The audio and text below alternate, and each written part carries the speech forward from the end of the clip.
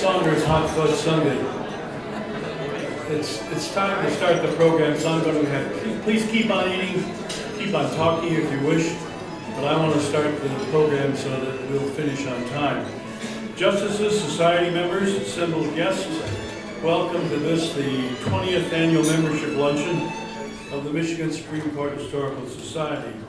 I see out in the audience many longtime friends and some new faces as well. You're all welcome.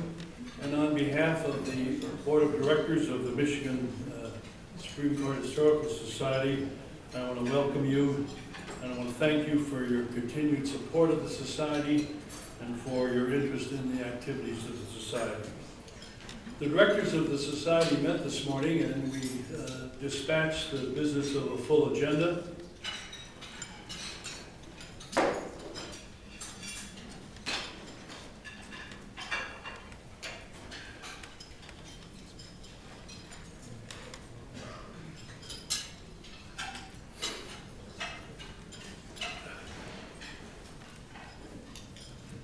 Among other things, we're still continuing the care of the portrait collection. It's one of the most sacred undertakings of the Society. Each year we inspect the portraits for signs of damage or other general wear and tear. And this year we restored 5 portraits, including the frame and the canvas of our 12th Justice George Martin, circa 1889. You can read more about the restoration of portraits in our quarterly newsletter, the Society Update, which itself received a redesign this year. Today's luncheon, as the 19th before it, is held in honor of the Michigan Supreme Court. We are proud to welcome several of the sitting justices here today. You honor us with your presence, and we thank you for coming. And now to bring you greetings from the court, and to introduce his colleagues, please welcome our new Chief Justice, Robert P. Young, Jr.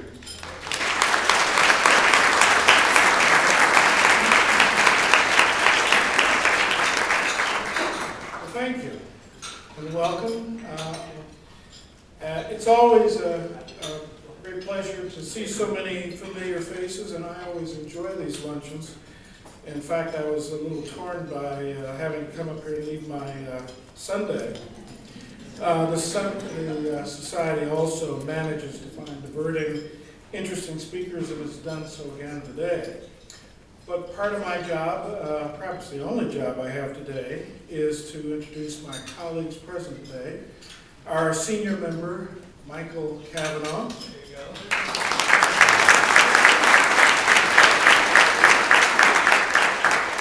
Steve Markman.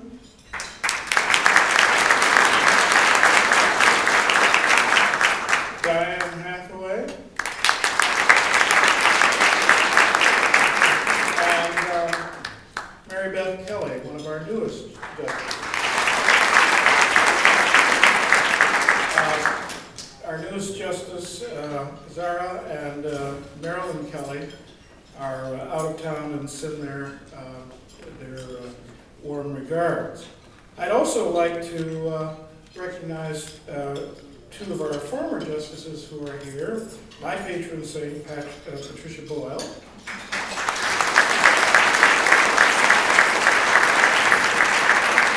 I had to pray to Patty a lot of times during those first 10 years. And Charles Levin, whose birthday it is today.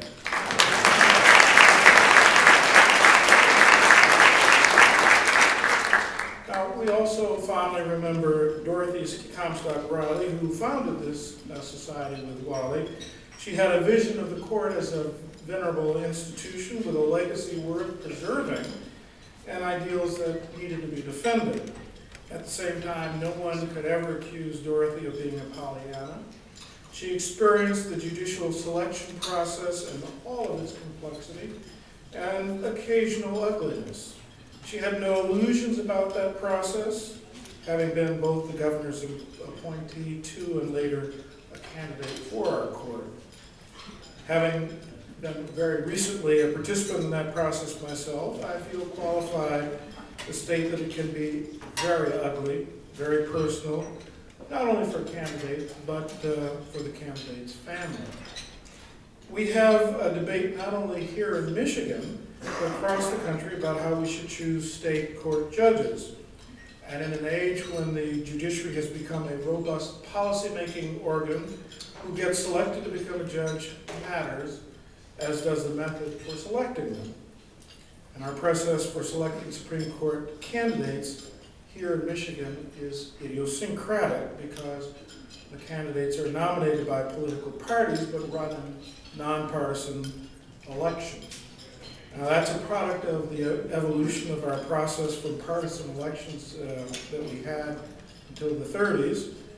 And I was talking to our speaker, that I was informed by my late former partner, Dick Van Dusen, who was the chairman of the Con Rules Committee, that the continuation of the nomination process by parties was favored by the Con to allow to be continued because it was believed that party nominations avoided primaries at that level among persons likely to be unknown to the public, and that the parties were seen as serving at least some level of fiduciary capacity in sorting among the candidates.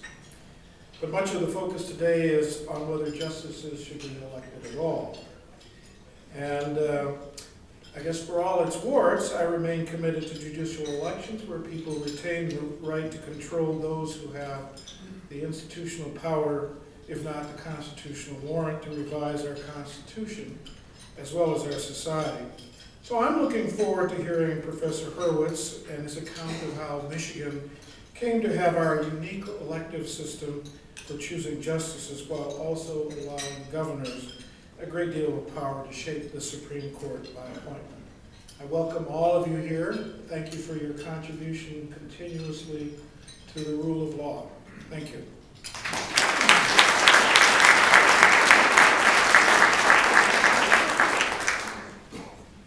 Thank you, Chief Justice Young, and thanks to all of the justices present and past who are here today. We thank them for honoring us. Let me take a few moments to recognize our 2011 corporate members. You will find their names also listed in your program on the overleaf side. And they are Dickinson Wright and Jacobson Dimer, Kerr, Russell, Weber, Kienbaum, Opperwald, Hardy and Pelton, Kit Stretches, Warner, Valatuti and Sherbrooke, Miller, Canfield, Paddock and Stone, State Bar of Michigan, the Appellate Practice Section, and Turey, Knotts, McKinney, and Garbarino, and the Thomas M. Cooley Law School. All of these groups have donated $1,000 or more to the Society in the past year, and many of them have purchased tables to today's luncheon, and we're happy to have them, and we thank them for their generous support. I also offer special recognition to our corporate life members. These are the firms also listed in your program that have donated $10,000 or more to the Society over a number of years. And they are Butzel Long and Clark Hill, Dyke Gossett, Foster, Swift, Collins, and Smith. Well, the work of the Society will continue after we leave the annual meeting luncheon today. This year, we're pleased to be involved in the presentation of 2 portraits of former justices. The first, Chief Justice Clifford Taylor's portrait, will be dedicated in September, and Chief Justice Conrad Mallett's portrait will be dedicated in November, both in the Supreme Court courtroom in the Hall of Justice in Lansing. In addition to our preservation efforts, sharing the history of the Supreme Court with the citizens of Michigan is a primary concern of the Society. We have accomplished this through the publication of the Verdict of History Project, which is the top 20 significant cases decided by the Michigan Supreme Court. Our latest research project is a topic of great interest these days, the anatomy of judicial selection. We undertook to look at how the process of selecting candidates to the Michigan Supreme Court has evolved in our state over the years.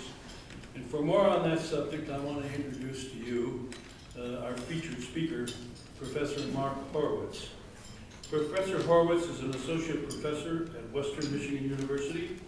He has a PhD in political science from Michigan State University and his JD is from Brooklyn Law School. Before turning to academia, Professor practiced law for several years in New York City. He's published a number of scholarly papers on the courts and on judicial politics, and he's presented on these topics at many symposiums and conferences. He has served as the legal notes editor of Justice System Journal and the ABA State Court Assessment Project. Professor Mark Horowitz.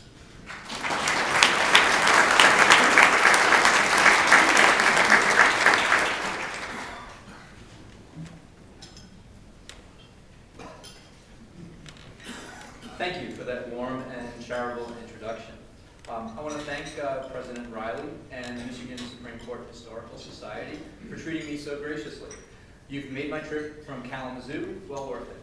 It is truly a privilege and an honor to speak here today, particularly considering all the esteemed speakers who have preceded me. My topic today concerns the history of the judicial selection system for the Michigan Supreme Court. I've come to know and understand the judicial selection system in Michigan quite well over these past few years, in large part due to a generous grant I received from the Society to research our state's judicial selection system. Based on this grant, I was able to research numerous and varied archival files. For instance, among the many items we have uncovered and examined during this research project include Michigan State Bar journals from the 1930s, old newspaper clippings from major outlets such as the Detroit Free Press and Detroit News, to more niche journalistic outlets such as the Michigan Farm News, and electoral results from years past. Frankly, without the grant from the Society for this research, it is likely that these materials never would have seen the light of day. Research grants from groups like the Society are invaluable and essential to the pursuit of knowledge, not just for the sake of academics, but for practical purposes as well. And for all of these reasons, I thank the Society for its generosity and foresight with respect to this grant. And with respect to this grant, I just want to add that part of the research has already been published. The current April issue of the Wayne Law Review has just been released, and I have an article in the Wayne Law Review. There's actually the introduction forward is by former United States Supreme Court Justice Sandra Day O'Connor, and I have an article in that issue which was made possible in part by the grant from the Society. So I thank the Society again for making their research possible, and for those of you who subscribe or get the Wayne Law Review, you'll be able to see that article, which should be arriving relatively shortly. Now, before I talk about some of the research we uncovered, I want to make a comparison. As was stated, prior to my current position as a university professor, I practiced law in New York City. Now, anyone familiar with the New York judicial system knows that it is among the most complicated and archaic in the country. For starters, New York's court of last resort is known as the Court of Appeals, while its trial court of general jurisdiction is known as the Supreme Court. Now, those of you who have seen the classic movie Miracle on 34th Street, at least the original version from 1947, already know that the Supreme Court is New York's trial court, when the judge in that movie unequivocally declares, with some relief, since the United States government declares this man to be Santa Claus, the Supreme Court of New York will not dispute it. Now, for those of you who have never seen this movie, my apologies for giving away the ending. There are other oddities in New York beyond the matter of the names of its various courts. In some, to say that New York's judicial system is quirky would be an understatement. So after practicing law, I received my PhD in political science from Michigan State University. Yes, I bleed Spartan green and white. And upon arriving in East Lansing, at first blush, it seemed to me that the judicial system here was much more logical than that convoluted system with which I was experienced in New York. For starters, at least the court of last resort in Michigan was referred to as the Supreme Court. Upon closer inspection, however, I came to learn that the selection system by which Michigan Supreme Court justices reach the bench is quirky in its own right. As you know, Michigan uses nonpartisan elections as the formal selection system for its Supreme Court justices. In this selection system, judicial candidates' names appear on the general election ballot with no partisan identifiers. However, prior to the general election, judicial candidates initially reach the general election ballot after being nominated at political party conventions as partisan an institution as can exist. Michigan's selection system for the Supreme Court is thus a hybrid, one that combines both partisan and nonpartisan elements. And as a result, Michigan is entirely unique, as no other state in the country has a selection system precisely like that as exists in Michigan. The question I have been interested in and have been researching based on this grant that I received from the Society is, how did Michigan come to embrace its entirely idiosyncratic system of nonpartisan judicial elections with a partisan twist? And that is the subject to which I now turn. When political scientists study judicial selection systems, we code the various systems into 5 general categories. First, there is gubernatorial appointment, usually with confirmation by the state Senate. This is the state analogy to the system by which federal Article III judges reach the bench. Next, a few states employ legislative selection, whereby the state legislature votes for members of its judiciary. Third, there are partisan elections, and fourth, nonpartisan elections. The difference between these electoral systems concerns whether candidates are identified by party labels on the general election ballot. And finally, there is the selection system that advocates call the merit system, also referred to as the Missouri Plan, whereby a commission nominates a few potential jurists to the governor, from which he or she appoints one for that particular judicial post. Then, after a period of time, that judge runs in a retention election, whereby the electorate simply decides whether or not to retain the judge on the bench. Now, as you can imagine, there's a myriad of variation to these general categories of judicial selection. For instance, in a typical nonpartisan electoral system, judicial candidates reach the general election ballot by getting through a nonpartisan primary election. In this regard, Michigan is not at all typical. In its nonpartisan selection system, Michigan does not use a nonpartisan primary, but instead chooses its candidates in political party conventions. As laboratories of experimentation, it is the choice of each state's policymakers to determine the selection system for its judges. Clearly, Michigan appears to be more experimental than any other state when it comes to its nonpartisan judicial selection system. But from an historical perspective, it was not always this way. When Michigan became the 26th state back in 1837, the official selection method for Supreme Court justices in the newly minted state constitution was gubernatorial appointment, with consent of the state Senate. While selecting justices at the top of the judicial hierarchy followed the procedure for federal judges initially, lower court, circuit, and probate judges initially reached the bench by election. This system soon changed, and by 1850, the Constitution in Michigan had changed to provide that all judicial officers reached the bench by partisan election. Now, this arrangement of partisan judicial elections, with the governor filling interim vacancies, continued into the 20th century. Eventually, attacks on this system, often prompted by the progressive movement and court reformers, began to take hold. And by the 1930s, groups such as the American Judicial Society were lobbying Michigan and others to abandon the bare-knuckled politics inherent in partisan elections, particularly in partisan primaries. As a consequence, at the behest of the Michigan Bar Association, 2 ballot initiatives to amend the state constitution were presented to Michigan voters. The first, in 1934, would have changed Michigan's partisan elections to a traditional nonpartisan electoral system, and where the governor would fill vacancies with interim appointments, but those interim appointments would be subject to approval by a commission. The second, in 1938, would have implemented the classic merit system in Michigan as advocated by the American Judicial Society. Both ballot initiatives failed.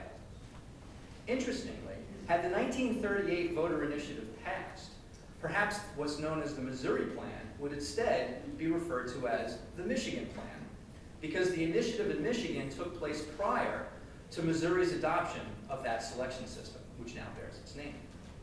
Moreover, how long we might be able to refer to the merit system as the Missouri Plan is unclear. For those following the news on judicial selection, bills have been introduced into the Missouri legislature that seek to modify the selection system in that state that goes by its own name. But back to Michigan. After the second loss at the ballot in 1938, where the proposed merit system was opposed by about 60% of the voters, advocates of ending Michigan's partisan elections realized that various versions of judicial nomination by commission would not become a constitutional reality in Michigan anytime soon. It was then that the current hybrid system of selecting judges came into play. First, in late 1938, the Michigan legislature directed removal of party designations from judicial ballots. Then, in 1939, a successful initiative petition amended the Michigan Constitution and established a nonpartisan electoral system, though the partisan institution of nominating candidates for the Supreme Court remained in effect, and I learned just earlier as to now why that partisan part remains in effect. So that's one of those things you can never learn from researching the books. You actually have to talk to people about that, so thank you. The changes leading to this hybrid system almost seemed anticlimactic, after the steam from the prior efforts at reform had escaped. In fact, the initiative to bring about the partisan-nonpartisan system passed rather easily, as it seems the state favored some form of judicial election, even if nonpartisan in form, though some remnants of this old partisan system remain. The judicial selection system enacted in Michigan in 1939 remains largely intact through the present day. In fact, Michigan's hybrid system of selecting justices survived the Constitutional Convention of the early 1960s, where tremendous changes were made to numerous aspects of the Michigan Constitution. But, save for relatively minor changes to the Supreme Court during the Constitutional Convention, Michigan's hybrid selection system has not been significantly altered for over 70 years. As this historical perspective of Michigan's judicial selection system implies, battles over what may be the best or most appropriate system are nothing new. During the 1930s, numerous groups aligned both in favor of and against the ballot initiatives that sought to change Michigan's electoral system. In addition to national groups such as the American Judicial Society and the American Bar Association, local bar associations throughout the state, as well as many newspapers in the state, began to support judicial nomination by commission. But opposition was fierce. For instance, the Michigan Farm Bureau opposed the 1934 proposal to change Michigan's judicial selection system, in part because other proposed changes to the Constitution affecting farm interests more directly were also on the ballot.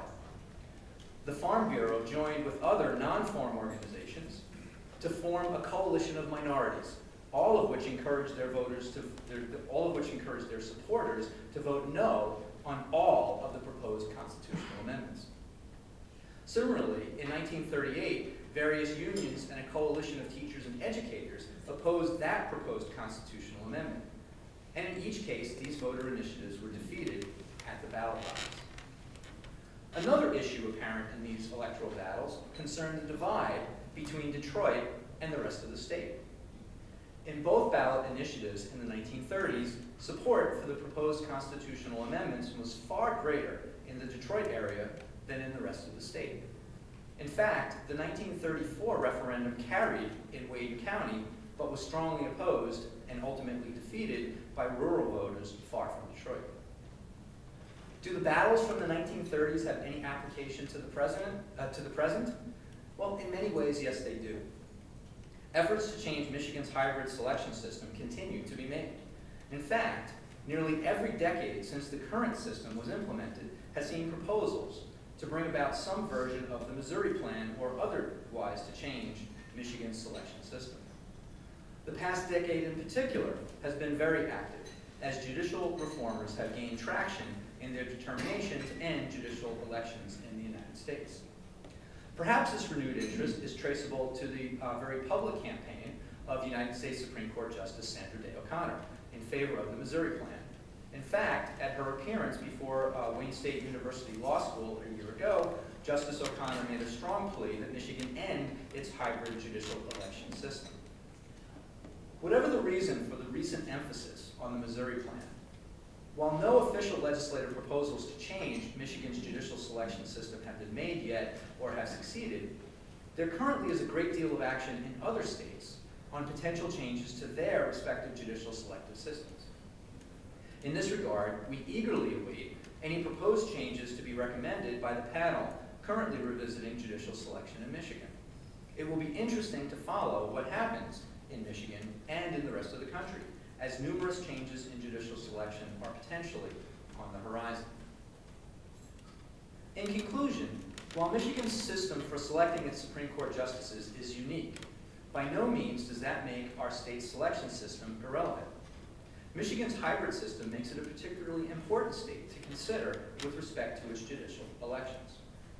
In my research, I make no normative or subjective judgments concerning which selected system is best or even relatively better than any other. What I do instead is focus on the specific and unique case of Michigan's electoral system.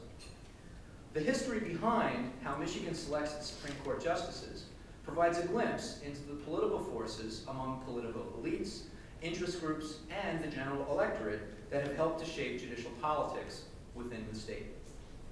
I believe that when scholars, particularly political scientists who are currently much more active in studying judicial selection systems than law school scholars, when these scholars and others discuss the various merits and debates over judicial selection methods, it is imperative to include Michigan's hybrid system in the mix. By doing so, we will all learn more about Michigan's history and its future when it comes to judicial selection. Once again, I thank you for the opportunity to speak with you today. Thank you.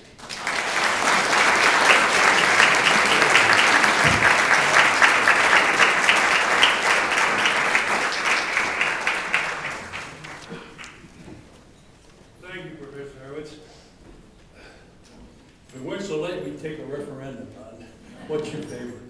But instead, we're going to take sort of a referendum. I'm thinking about, you're all, as members, you're all going to get invited to the portrait presentation of both Chief Justice Taylor and then Mallet. But just for fun, will you raise your hand if you have never been in the Hall of Justice? If you've never been in the Hall of Justice? Quite a few. If you've never been in the Learning Center in the Hall of Justice? Well, both of those are good reasons why you should come to Lansing when we dedicate this portrait, because you want to see the Learning Center, which is a great opportunity for it's well used by our school kids that come and visit it. And you want to see the Hall of Justice. You know, Michigan was the only state for a long, long time that never had a Supreme Court building. We had the chambers, which was in the Capitol, and then we got moved to the law building, but we never had a building, and all the other states did. And now finally Michigan has its own home for the Supreme Court. So as a lawyer in Michigan, Braxton, you ought to visit the hometown. And you ought to come back next year for another good luncheon, and thank you for coming today.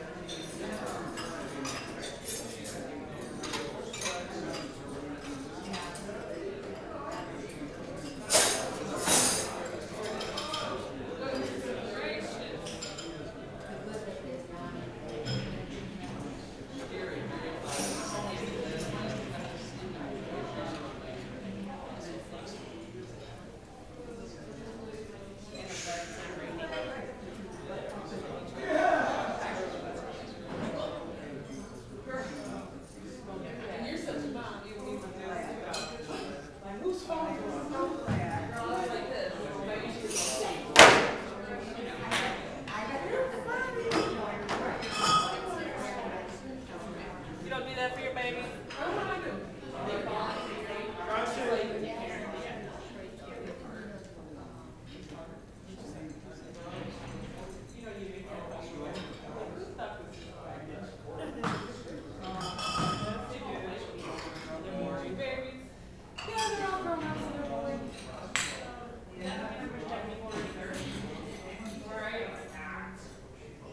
My twins, I think, they just cracked me up just hearing their conversation. I never had two kids. I had my oldest son, he was 64 there. So, 9 or 2 years apart. Okay, yes, so, we had to say that. They were discussing the body parts of worms, and my son is telling me I love him. That part is hilarious. My son, the boy twins telling the girl that, oh, okay. And she said, well, they don't have bones in this like they eat. I'm like, okay, y'all just swear out. Right. So then she said, do foxes eat worms? Foxes and air worms. Questions are leading, asked something about foxes. Foxes in the city, whatever. People that were storing their research. So she said, the foxes eat worms? I said, no, the foxes eat like small animals.